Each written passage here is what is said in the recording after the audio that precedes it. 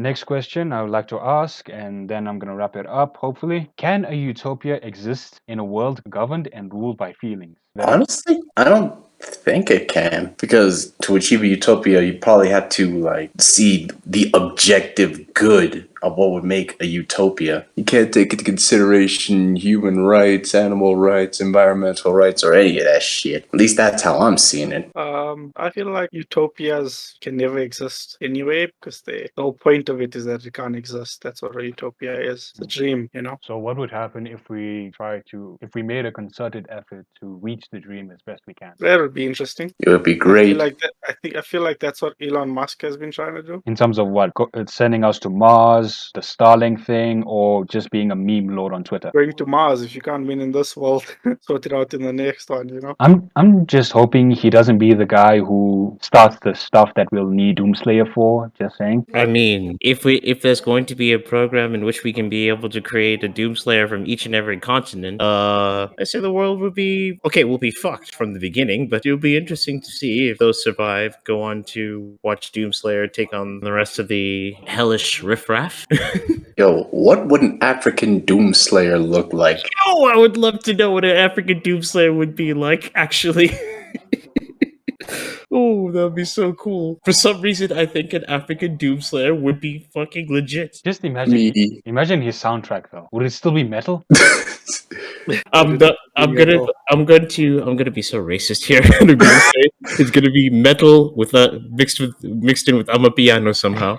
Oh my god, that's just our region. You got to take into consideration other regions. So he can have like the physique of a buff Nigerian guy. He could be hardened because he grew up in Somalia or something. No.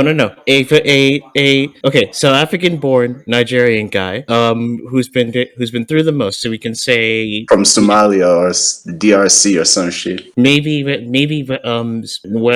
specialist knowledge of weapons in Sierra Leone or something like that. I don't know. One of the two, something like that, something similar. What would his name be? Okonko or Ikemefuna? Do not even get started on this man's name.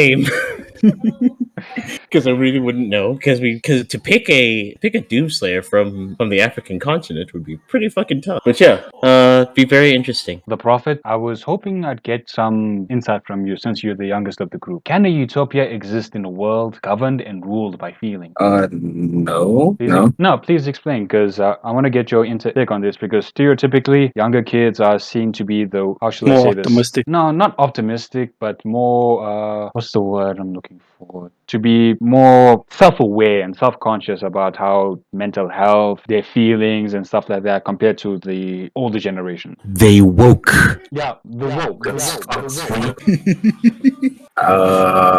Yeah, but I mean that doesn't have anything to do with building a utopia. Like, that's just more. Well, it's not 100% dependent on that. Like, I'd say you need, I guess, for the social aspect of a utopia, you'd probably want to focus on mental health to make everybody happy, or to make everybody, not despise what it is, so that it's not just a dictatorship. But overall, to actually create one, I don't think decisions can't be ruled by emotion. But can people be happy? Can everyone be happy? I mean, antidepressants and drugs are a thing. So That's what do you want from me? Like, because that's what it is. No, it's a general follow-up question. I mean, can everyone be happy? Because, I mean, let's be real. There are a lot of people out there who are their happiest when others have fallen. Can everyone be happy, or can the majority be happy and we can just say, close enough? I mean, I guess realistically, if that's how you're gonna measure happiness, then not everybody can be happy. Another question,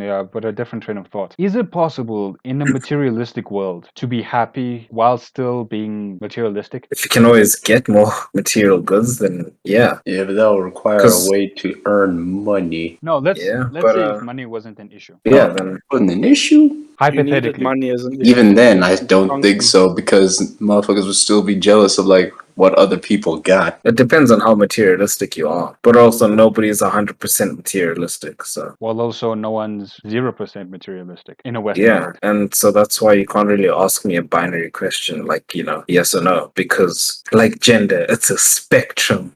Yeah. Man. Yeah, yeah. I'm so woke, bro. But yeah, like you Your third just eye kind a of little too you wide made the right point. now. Shut that. Yeah, but like regardless of just like you made the point that nobody's 0% materialistic, and I said nobody's 100%. So people are different levels of it. So obviously they're gonna have different levels of happiness. So there will be some that are, and there's some that aren't. So I guess no, or yes, or both, It depends on the individual then. pretty much. Would it be wrong to say that it's impossible to be happy long term in a materialistic world due to greed? For us men, at least. See, that's why you need balance, right? So you don't get caught up. So, That's yeah. I'd say, look, in everything you need balance in life, and I mean, greed is a driving factor, regardless. What's that saying? Show me a happy man, show me a content man, and I'll show you a failure. That's why women don't like men that just stand around. Anybody else got anything to say on the topic? I think trying to chase happiness is foolish because it's too much at the mercy of greed. So I think the wiser thing to do is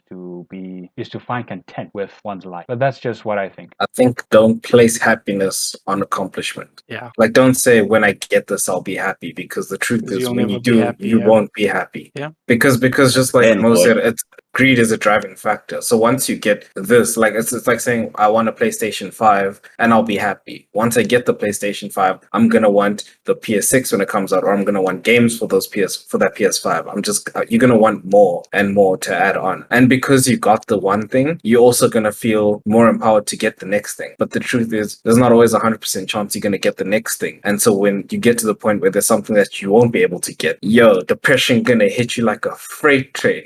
Yeah, personally, in my instance, or from my point of view, I have more thrill in getting something than I do in having the actual object. Yeah, we agreed Thrill of on the this. I hunt. remember. Yeah. We talked about it. It's the Yeah. chase that makes it all. Yeah. It's pretty much the grind for it, Yeah. as opposed to the end goal. Yeah. Yeah, it's like playing a game, or it's like what do they say? It's not about the destination; it's about the journey, or some shit like that. Yeah. Yes, yes.